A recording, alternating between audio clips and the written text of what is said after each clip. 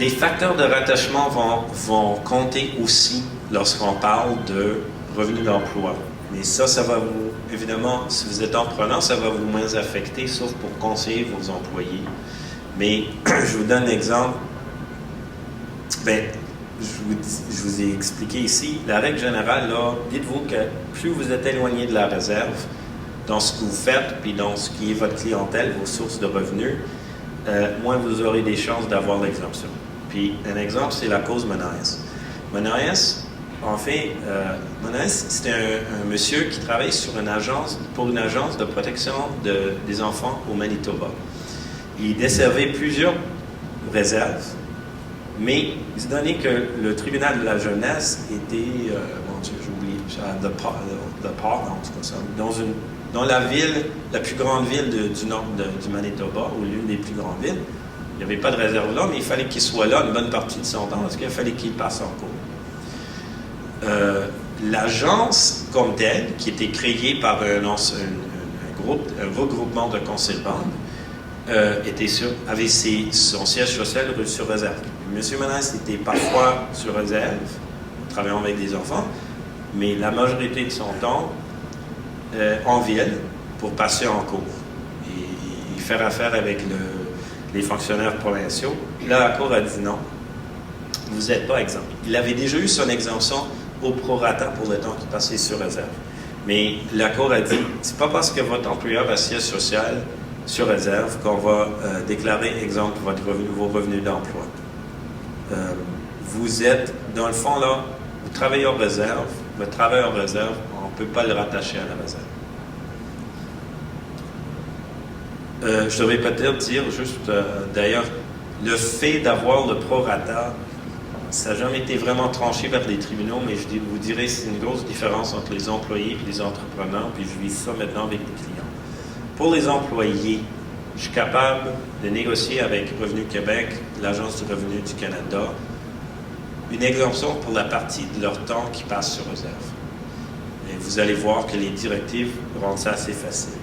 Mais je viens de me faire dire d'ailleurs, tant par Revenu Québec que par l'Agence du revenu, ils m'ont dit, pour nous, une entreprise est sur réserve ou elle ne l'est pas.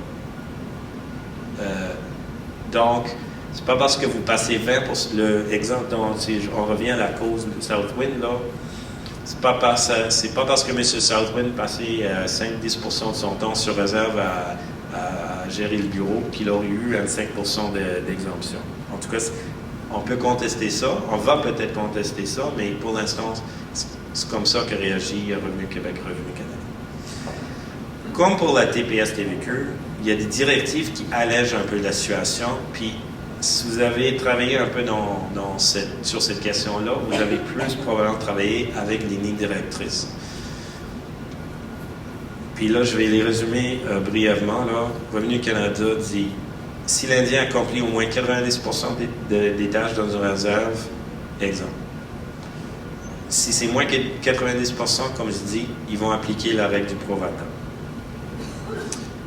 Encore, Revenu Canada va exempter si l'employeur est sur réserve et l'Indien lui-même habite sur réserve. Pourquoi c'est tellement important pour Revenu Canada que l'Indien habite sur réserve? Je n'ai aucune idée, mais voilà, c'est la ligne directrice 2.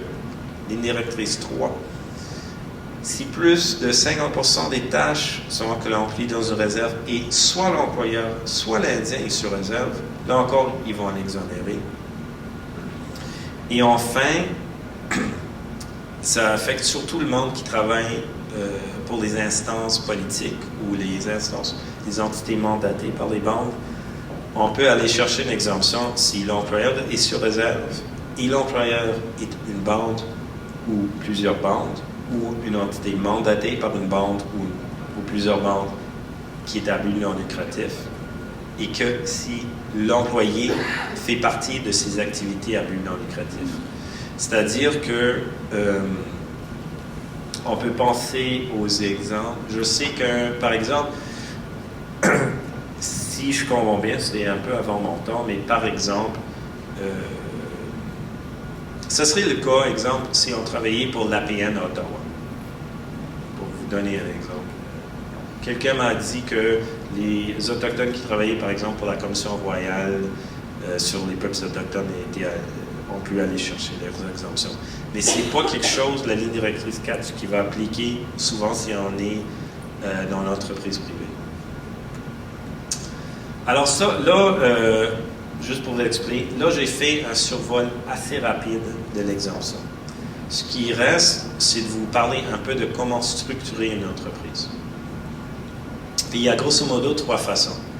Il y a l'entreprise individuelle. C'est ce qu'on appelle, si vous allez chercher un nom d'entreprise, c'est ce que vous allez peut-être mettre ENR, enregistré après.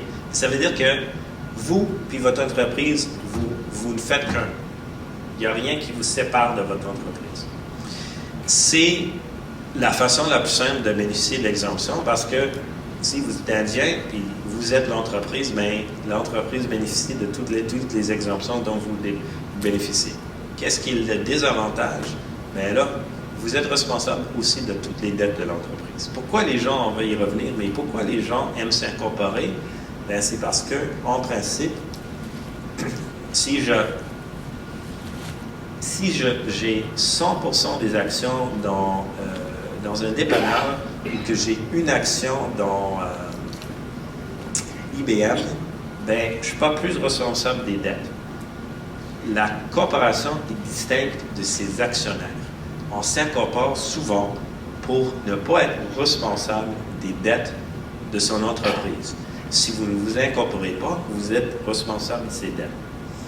Maintenant, comme je mentionne en bas de la diapo, il y a quand même pour un Indien qui a ses avoirs sur réserve une protection contre ça. C'est l'exemption contre la saisie à l'article 89 de la loi sur les Indiens. Remarquez d'ailleurs que ce que je l'ai mis là, ça ne vous protège pas contre une saisie par un autre Indien. L'autre, deuxième forme d'entreprise, c'est les sociétés. Moi, par exemple, comme avocat, c'est la norme chez les avocats. Je suis en société. Ce n'est pas une corporation, c'est une entité formée quand 2 personnes ou plus s'associent pour faire une entreprise. L'avantage, c'est que, exemple, vous êtes en affaire avec un non-indien, ben vous gardez votre exemption pour votre part dans les revenus de la société, puis lui, il se débrouille avec l'impôt pour sa part à lui. Ça peut d'ailleurs amener à des stratégies de planification fiscale un peu complexes, mais assez intéressantes. Par exemple, s'il y a des pertes, j'ai déjà vu ça j'ai dit au début, la plupart des entreprises font des pertes au début. Exemple, vous vous associez avec quelqu'un qui a déjà des revenus substantiels. Bien là, parfois, exemple, vous pouvez organiser votre société pour que lui, il ait plus des pertes, puis lui, il les applique à ses revenus d'autres sources, puis il paye moins d'impôts. Avec chaque structure, il y a plusieurs possibilités qu'un bon fiscaliste et un bon comptable, avec lesquels un bon fiscaliste peut jongler. Mais le principe dans la société, c'est que vous vous mettez ensemble pour les fins de l'entreprise, mais à la fin de l'année, pour l'impôt, vous vous séparez, puis vous payez l'impôt ou vous n'en payez pas sur votre part.